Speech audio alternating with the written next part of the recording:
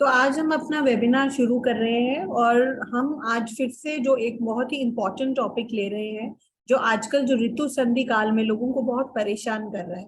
क्या होता है ना कि जैसे आपको पता ही है विंटर्स अभी गए हैं और अब समर्स आ रहे हैं।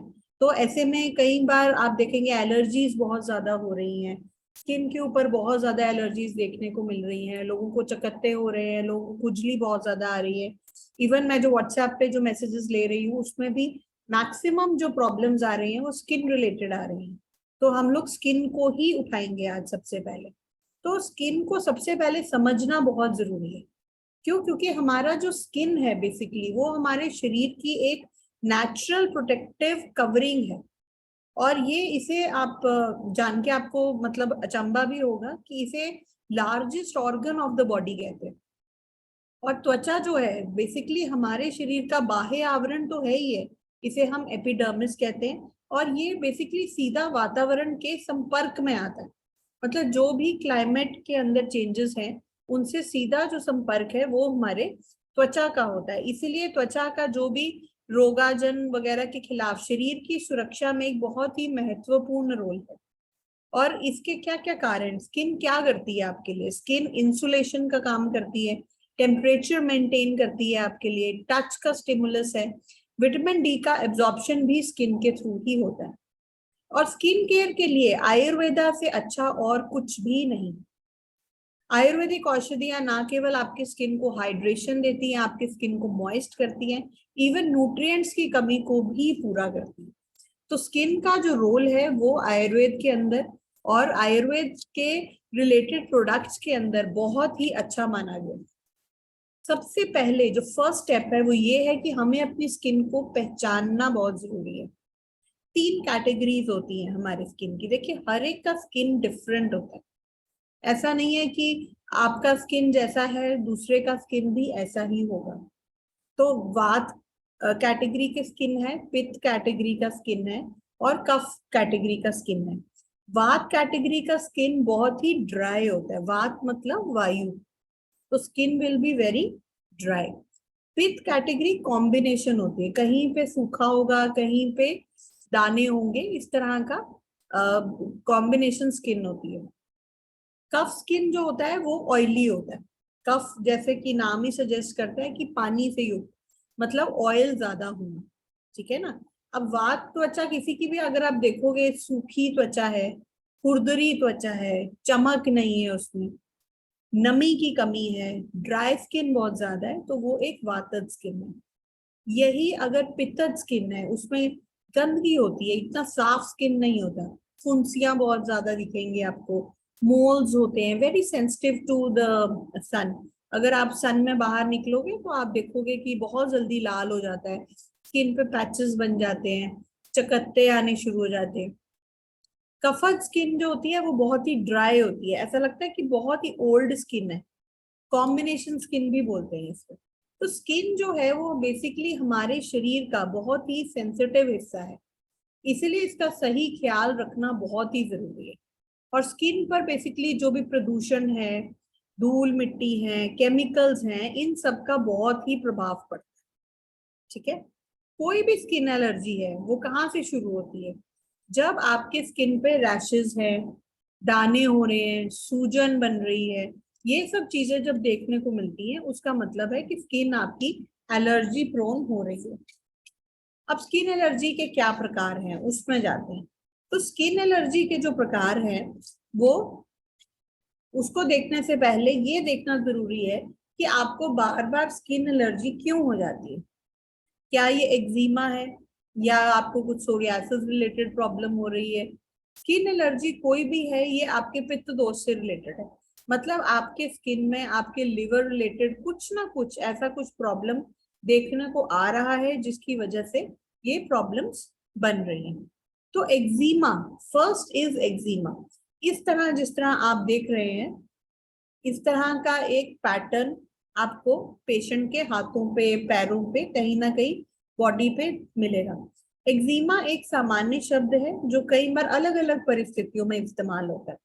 कई बार त्वचा पे बहुत स्वेलिंग है, रेड हो रही है, लाल हो रही है, त्वचा पे पपड़ी बन रही है, फिर त्वचा में बहुत खुजली हो रही है। तो अच्छा, ये ना इन्फेक्शियस, ये संक्रामक नहीं होता। ऐसे नहीं है कि एक व्यक्ति से दूसरे व्यक्ति को हो जाए। इस तरह का एक्जिमा इज नॉन इन्फेक्शियस, पर ये एक कॉमन एलर्जी है जो देखने में आता है, और बच्चों से लेकर बड़ों तक ये देखी जाती है। ठीक है, तो ये एक फर्स्ट टाइप है जो कॉमन स्किन एलर्जी आपको देखने को मिलेगी। फिर सेकंड जो है वो इस तरह से गोलाई में आपको क्रॉनिक स्किन एलर्जी मिलेगी देखने को। इसमें लाल रंग के चकत्ते मिलते हैं, गोलाकार दाने हो जाते हैं। अच्छा, हाथों पैरों में छोटे छोटे दाने होते हैं, उसमें खुजली होनी शुरू हो जाती है। और इसका कारण अननोन है, ऐसा कुछ कारण नहीं है, लेकिन आयुर्वेद के हिसाब से फिर ये पित्तज दोषज में ही इसको माना जाता है। अच्छा, ये भी बच्चों में, यंग अडल्ट्स में इसको देखा जाता है। ठीक है, फिर थर्ड है वो है लाइकन प्लेनस। लाइकन जो है ये भी 30 साल से 70 साल तक सामान्य एक एलर्जी है। और इसमें त्वचा में क्या होता है, चमकदार, आप देखते हैं ना दानों में हल्की सी चमक है, तो चमकदार धब्बे उभर के आते हैं। और ये जो एलर्जी है ये स्किन में कहीं भी पाई जा सकती है, लेकिन ज्यादातर आप देखेंगे या तो मतलब जहां पे फोल्ड्स ऑफ द स्किन है, वहां पे जैसे कलाई मुड़ रही है, एल्बो मुड़ रही है आपकी, उन एरियाज में, या फिर पैरों के निचले भाग में, पीठ में, गर्दन में, ये इस तरह की एलर्जी देखने को मिलती है। ये जेनेटिक भी होती है और ये ऑटो इम्यून भी है। ऑटो इम्यून का मतलब होता है जब हमारा रोग प्रतिरोधक शक्ति ही हमारे पे अटैक करती है। पर इसका जो मुख्य लक्षण है जिससे आप लाइकन को पहचान सकते हैं वो ये है कि इसके दाने ना चमकदार होते हैं, बाकी किसी में आपको चमकदार दाना नहीं मिलेगा। फिर जो फोर्थ है वो है हाइव्स, पित्ती। ये भी बहुत कॉमन है, आजकल ये बहुत ही कॉमन मिल रहा है। किसमें, स्किन पे लाल लाल दाने हो रहे हैं, तेज खुजली है साथ में, और धीरे धीरे सूजन भी आ जाती है, जिसका असर इवन त्वचा के अंदर तक चला जाता है। आमतौर पर बेसिकली खुजली नहीं होती है, लेकिन चेहरा, पलके हो गई, होठ हो गया, हाथ पैर, इसमें सूजन आनी शुरू होती है। तो कई बार पेशेंट को ऐसा लगता है कि मतलब उसके होंठ पे सूजन आ रही है, फिर धीरे धीरे धीरे ये सारे बॉडी पे फैलना शुरू हो जाता है। अच्छा, इसका रीजन क्या है, इसके रीजन में खान पान में गड़बड़ी, बहुत ही ज्यादा गर्मी के संपर्क में आना, आप सन के कांटेक्ट में बहुत ज्यादा आ रहे हो, आप गर्म चीजें बहुत ज्यादा खा रहे हो, उन केसेस के अंदर ये देखा जा रहा है। इसको कॉमनली हम अर्टिकेरिया भी कहते हैं कई बार, तो हाइव्स बोलते हैं कुछ लोग, ऐसे डिफरेंट तरह के इसका नॉमेनक्लेचर है। अच्छा, लक्षण देखिए सब सेम है ऑलमोस्ट, ठीक है ना। तो कुछ ना कुछ इस तरह का आपको लगेगा कि आमतौर पर स्किन एलर्जी का जो भी लक्षण है वो हल्के फुल्के से शुरू होता है, फिर धीरे धीरे धीरे वो बढ़ना शुरू हो जाता है और गंभीर रूप ले लेता है। ठीक है, फिर बेसिकली अगेन आपको जो देखना है कि त्वचा पे लक्षण हो क्या रहे हैं। बेसिकली अगर शुरुआत होगी तो खुजली वाले लाल धब्बे होंगे, त्वचा के अंदर रैशेज हो जाएंगे, रेड रैशेज हो जाएंगे, त्वचा लाल रंग की हो जाएगी, त्वचा की खाल निकलनी शुरू हो जाती है, ऐसे लगता है कि जैसे उसका स्किन निकल रहा है। फिर क्रैक्स आने शुरू हो जाते हैं, त्वचा उभरना, गांठे उभरना, गांठे बनना ऐसे शुरू हो जाता है। ठीक है ना, कारण इसका बहुत ही कॉमन है। बेसिकली कई लोगों को ज्वेलरी से बहुत ज्यादा एलर्जी होती है, कि वो लोग जो ज्वेलरी पहनते हैं, ये चीजें इसलिए इम्पोर्टेंट है कि कई बार हम लोग कारण किसी और चीज में ढूंढते हैं, लेकिन बहुत ही छोटी मोटी किसी ना चीज से ये प्रॉब्लम बननी शुरू हो जाती है। तो निकल एंड गोल्ड ज्वेलरी जो लोग पहनते हैं उनको कई बार एलर्जी होनी शुरू हो जाती है, गर्मियों में बहुत पसीना आने पे। ठीक है ना, तो वो जो ज्वेलरी का जो एक कंटैक्ट है, जो लोग आर्टिफिशियल बहुत ज्यादा पहनते हैं, उसके कंटैक्ट में आके एलर्जीज हो जाती हैं। परफ्यूम्स कई लोग बहुत यूज करते हैं, स्किन लोशंस में बहुत केमिकल यूजेज है, लाइफस्टाइल इस तरह का है, खाद्य पदार्थ बहुत ज्यादा जंक फूड खाते हैं, तो उन चीजों से जो एलर्जेंस होते हैं वो इस तरह की प्रॉब्लम को क्रिएट हो जाती है। तो इसलिए ये देखना बहुत जरूरी है कि आपका जो कारण है वो क्या है, कारण बहुत ही विशेष है। ठीक है, फिर नेक्स्ट स्किन एलर्जी जो आप देख रहे हैं स्क्रीन पे, इसे बहुत ही कॉमनली सोरियासिस बोला जाता है, क्योंकि एक्जिमा और सोरियासिस बहुत ही कॉमनली पाए जाते हैं इंडिया के अंदर। और लोग बहुत ज्यादा परेशान हैं इससे, क्योंकि इवन एलोपैथिक मेडिसिन में भी इन चीजों का बहुत अच्छा इलाज नहीं है, लेकिन आयुर्वेद इसे जड़ से मिटाने में काफी हेल्प करता है। नो डाउट टाइम लगता है, लेकिन आप एक बार रूट कॉज पे अगर आप काम करेंगे तो डेफिनेटली पेशेंट को फायदा होगा। और सोरियासिस जो है वो त्वचा से जुड़ी एक गंभीर बीमारी है बेसिकली। और हमें पता ही है त्वचा जो है शरीर का एक बहुत ही खूबसूरत अंग है, परंतु क्या होता है जब भी कोई त्वचा का रोग होता है तो उस पेशेंट की रंगत ही खराब हो जाती है। इसीलिए मुहासे हो गए या कुछ भी होता है, इससे सोरियासिस की शुरुआत हो जाती है। त्वचा खराब तो करता ही करता है, ये त्वचा पे जलन भी करता है, फिर पपड़ी की तरह निकलना शुरू हो जाता है। और सोरियासिस जो है ये बेसिकली एक ऑटो इम्यून डिजीज है। Auto immune, again I am repeating, auto immune का मतलब है हम जो रोग प्रतिरोधक शक्ति हमारे शरीर में है जिससे हमें रोगों से बचाव होता है, वही हमारी रोग प्रतिरोधक शक्ति जो है वो हमारे ऊपर अटैक करती है। सो दिस इज व्हाट, ठीक है।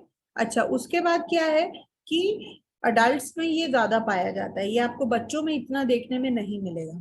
और अडल्ट्स में भी कैसे, अडल्ट्स में जिनमें ज्यादातर डायबिटिक है, हार्ट डिजीज है, स्ट्रेस रिलेटेड है, उन लोगों में ये जो प्रॉब्लम है ये ज्यादा देखने में मिलती है। और आयुर्वेद में इसका सबसे मुख्य कारण इम्यून सिस्टम के जो भी चेंजेस हैं उनकी वजह से होता है। शरीर में जब भी हमारा जो सिस्टम है वो वीक होना शुरू होता है तो ये अटैक्स बहुत ही कॉमन हो जाते हैं। तो आपको बेसिकली न्यूट्रिशन का ध्यान रखना बहुत जरूरी है, और आप खाना पीना कैसा खा रहे हैं, आपके खाद्य पदार्थ क्या है, ये बहुत इंपॉर्टेंट है, ठीक है ना। और बैक्टीरियाज का जो पहला हमला है वो बेसिकली हमारे शरीर की त्वचा पर ही होता है। लक्षण सिंपल हैं, त्वचा पे रेड रैशेस होने शुरू हो जाएंगे, फिर त्वचा के ऊपर मोटी परत बननी शुरू हो जाती है, ठीक है, खुजली होती है उसके ऊपर, व्हाइट कलर की मोटी परत जमनी शुरू हो जाती है, लाल रंग के चकत्ते घुटने कोहनी इन सब एरियाज में पाए जाते हैं। और सोरियासिस जहां कहीं भी होता है वहां पर खुजली तो होती है पेशेंट को, साथ साथ पेशेंट को दर्द भी होना शुरू हो जाता है, पेनफुल होता है ये पेशेंट के लिए। और अच्छा, नाखूनों को भी कई बार अपना ये अफेक्ट करता है, तो आपको इवन नाखूनों से भी पता चल जाता है कि हाँ इस पेशेंट को ये प्रॉब्लम है। त्वचा में बहुत ड्राइनेस आनी शुरू हो जाती है जिसकी वजह से त्वचा में भी आप देखेंगे दरारें पड़नी शुरू हो जाती है, त्वचा में पीलिंग होना शुरू हो जाता है, और त्वचा की चमड़ी भी अलग होनी शुरू हो जाती है। और संक्रामक बीमारी नहीं है ये, अगेन आई एम रिपीटिंग कि इसमें कोई भी संक्रमण नहीं है, पीड़ित व्यक्ति के संपर्क में आने से ये नहीं फैलता। तो इस चीज को बहुत जरूरी है कि आपको ये चीज पता हो।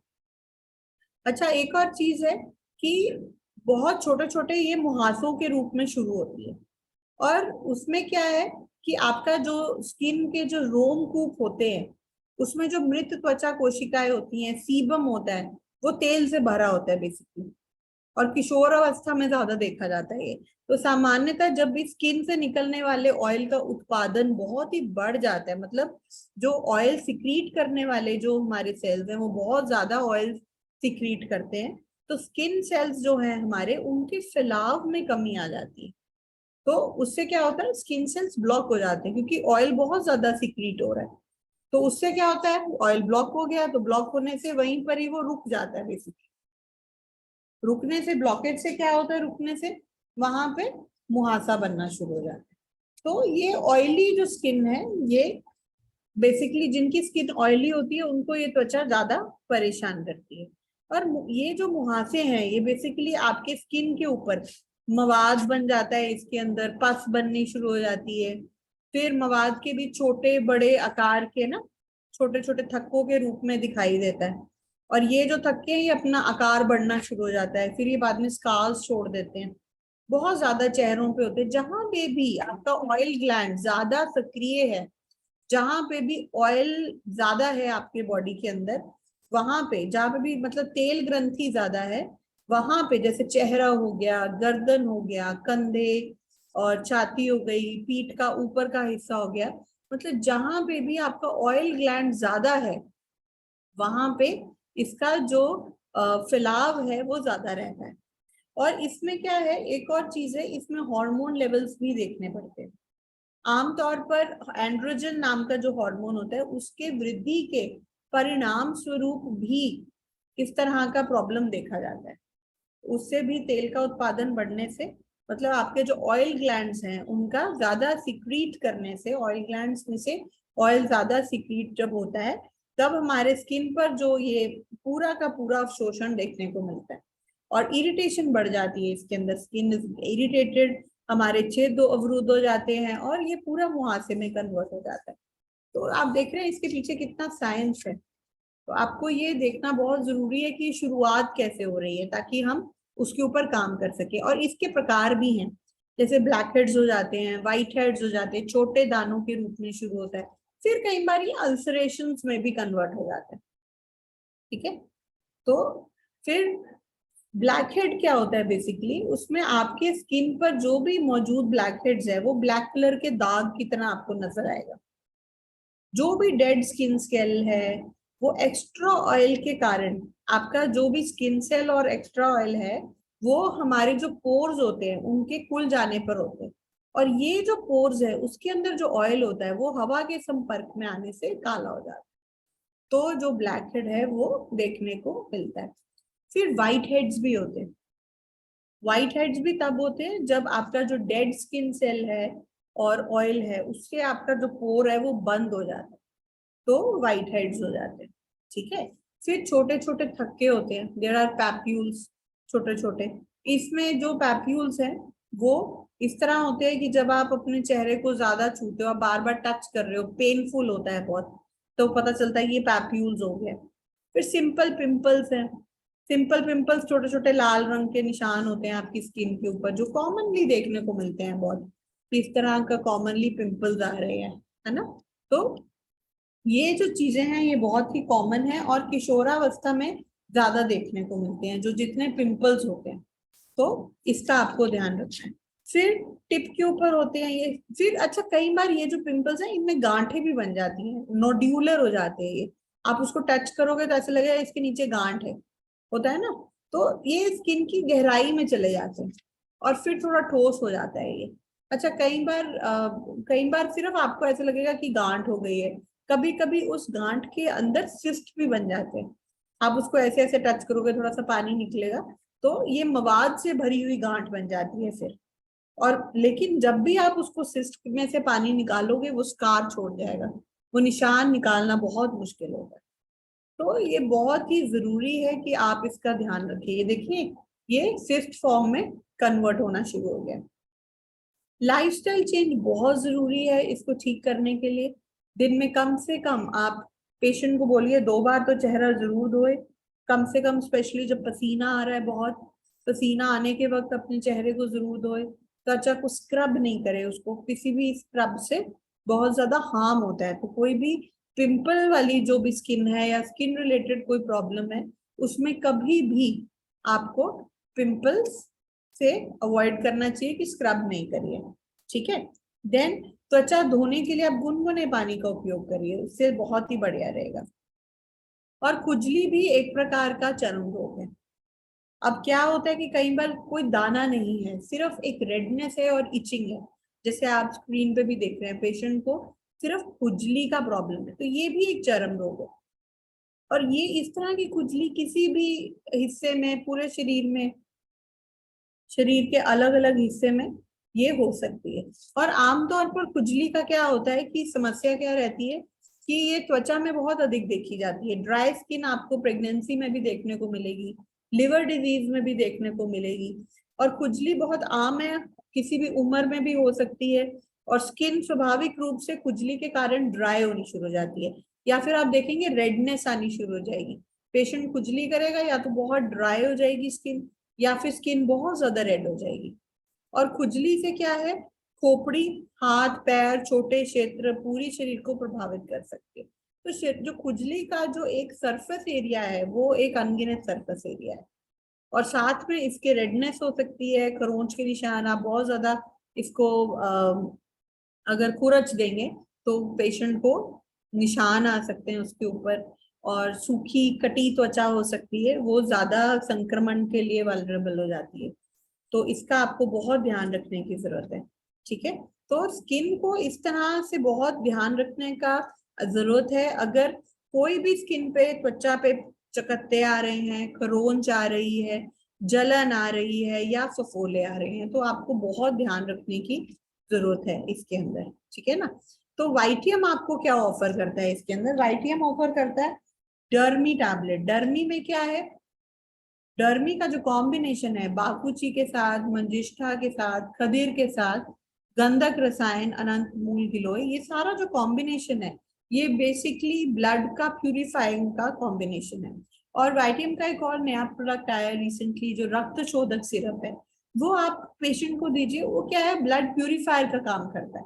तो 2 चम्मच सुबह, 2 चम्मच शाम आप दीजिए, डर्मी के साथ दीजिए। तो बहुत ही अच्छा कॉम्बिनेशन है जो आप यूज कर सकते हैं। So any kind of pimples on the skin, heat है, rashes है, nose bleeding है, उसमें आप ये दे सकते हैं। तो दिन में 3 बार 2 सप्ताह के लिए डर्मी की टैबलेट देके फिर उसके बाद आप उसको रिड्यूस कर सकते हैं।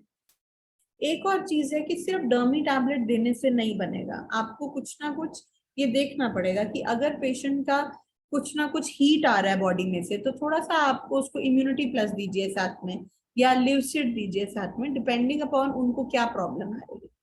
ठीक है ना। So this is very important. जब तक हम रूट कॉज के ऊपर काम नहीं करते तब तक हमें कोई भी किसी भी तरह का हमें फायदा नहीं होगा। अच्छा, अगर आपको लग रहा है कि फीमेल्स को प्रॉब्लम आ रही है, तो जैसे हमने अभी बात की थी कि फीमेल में एंड्रोजन हॉर्मोन्स का जो अधिकता हो जाती है उस टाइम पे भी ये प्रॉब्लम देखने को मिलती है।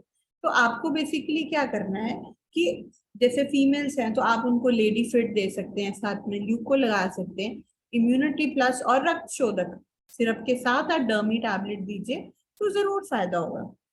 ठीक है ना। अब इवन अच्छा सोरियासिस है, सोरियासिस में थोड़ा सा हमें ध्यान रखना है कि हम इम्यूनिटी को स्टेबलाइज रखें। ठीक है, तो अगेन इम्यूनिटी प्लस के कॉम्बिनेशन के साथ अगर हम डर्मी और रक्त शोधक देंगे तो डेफिनेटली फायदा होगा।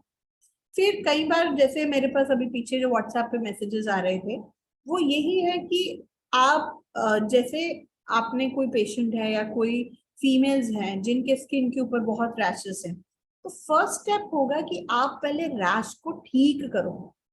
आप लोग ना जल्दबाजी नहीं करो कि पेशेंट को अभी 15 दिन में ठीक कर देना है। उससे क्या होगा कि चीजें और खराब हो जाएंगी। पहले आप पेशेंट का जो स्किन का लेवल है उसको नॉर्मल कीजिए। आप पेशेंट का स्किन भी साफ कर देना चाहते हैं, वो सोचे 15 दिन के अंदर ही वो पूरा फेयर एंड लवली बन के निकल के बाहर आ जाएगा, ऐसा पॉसिबल नहीं होता, उसको टाइम लगेगा। तो थोड़ा उसके जो प्रॉब्लम है उसके ऊपर थोड़ा 3-4 महीने उसको आपको दवा लंबा देना पड़ेगा, फिर हम उसके स्किन को ग्लो के लिए और बाकी चीजों के लिए बेटर कर सकते हैं।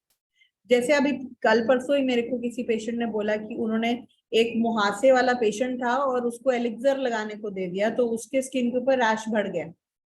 तो ऐसा काम नहीं करिए, उसको थोड़ा सा पहले रक्त शोधक दीजिए, इम्यूनिटी प्लस दीजिए, डर्मी दीजिए, जिससे उसका जो स्किन का हीट है वो थोड़ा सबसाइड हो जाए। जो खुला पोर है उसमें आप कुछ भी लगाओगे तो वो इरिटेट करेगा, तो ऐसा गलती नहीं करना है। थोड़ा सा उसको हील होने का टाइम दीजिए, फिर हम उसके बाद ग्लो पे काम कर सकते। ठीक है ना। फिर ऐसे पेशेंट्स हैं जिनके बहुत ज्यादा बार बार हाइज होते हैं तो उनको जरूर लिवर टॉनिक दीजिए सर। आप लिवसिड दे सकते हैं, आप एम्ब्रोलिव दे सकते हैं, इसमें से कुछ भी जो लिवर टॉनिक के साथ में जब आप डर्मी और साथ में आप रक्त शोधक देंगे तो डेफिनेटली फायदा आएगा ही आएगा। स्किन का मैं पूरा ये आपका लूंगी, अगले अगले हफ्ते हम फिर स्किन उठाएंगे ताकि हमें थोड़ा और क्लैरिटी आए। स्किन के सीरीज जो है उसमें second series we will take up next week. ठीक है, so it's all for today. Kamal Narayan ji. Okay, ma'am. Thank you so much. Okay ji.